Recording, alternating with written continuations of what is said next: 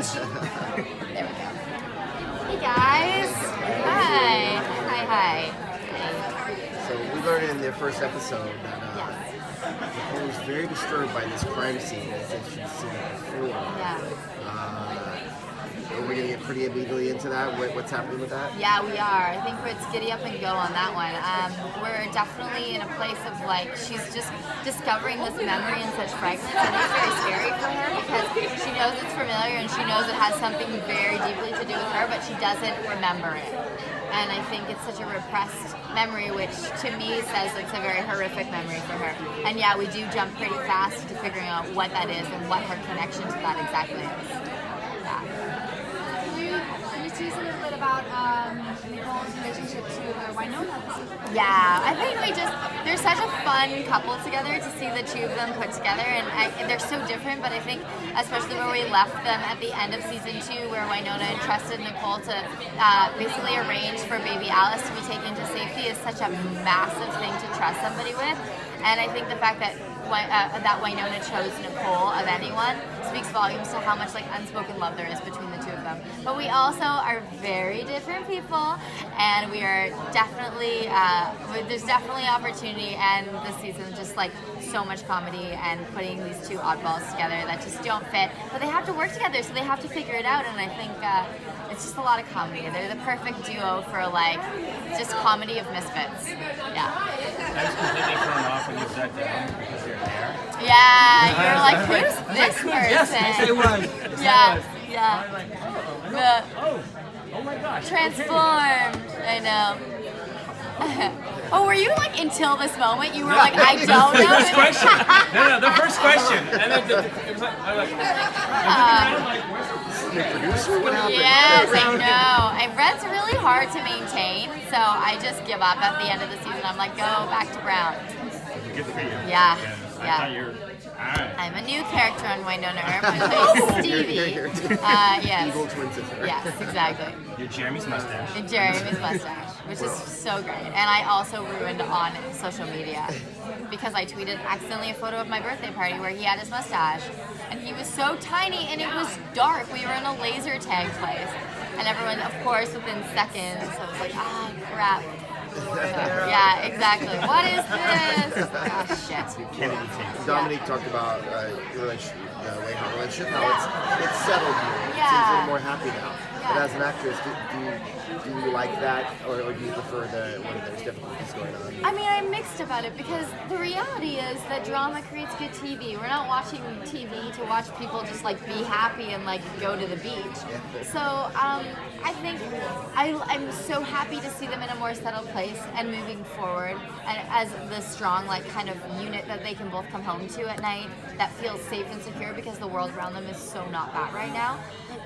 But it is fun to play conflict, and it's fun to see them work through stuff. I mean, that's what I love about the relationship, is it's being held up as such a beacon of a relationship that is healthy, because you see two people, regardless if it's a heterosexual couple or a homosexual couple, you see two people just like working it out, and I think that's pretty great. And so it's nice to see a couple facing adversity but dealing with it in a really healthy way. So yeah. How's your parents going to deal with the fact that even though removing the baby from the situation was the right thing to do, like, to see Wynonna in so much pain, and still like you're not the cause of it, but you are you're part of that equation. Yeah. So to how to deal with seeing Wynonna and some. I think everyone just realized how real, like everything just got very real because we have this baby that is now the most important thing that we have to protect, because that baby's going to have to carry on the curse.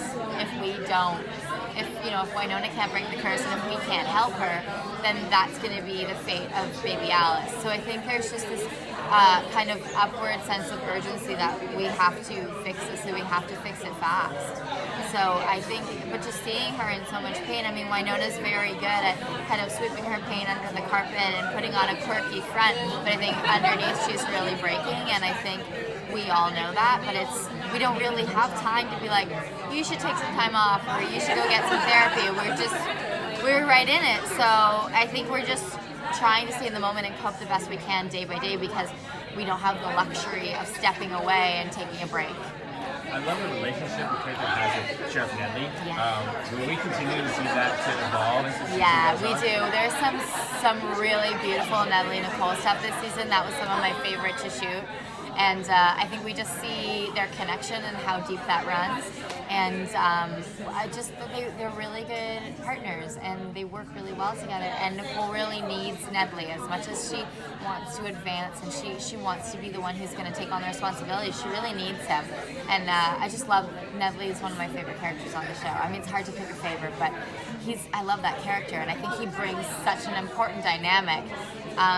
To the show that we just need, the sense of authority, and a man who's kind of seen it all. He's seen it all. He's the only one who's like can never be surprised by anything, kind of. So it's really refreshing because we can always look to him for maybe what to do or how to handle something. So yeah, really beautiful relationship between the two of them this season. Yeah. So the Earp fan community. Yeah. It's just, I love it because it's so inclusive, it's so welcoming, so positive. Yeah. How do you think that happened? How do you I mean, I think it all comes from the top. I think our showrunner, Emily, is so adamant about hiring nice people. So the thing with our show is if there's a rumor that you're not a nice person, you don't get hired on the show.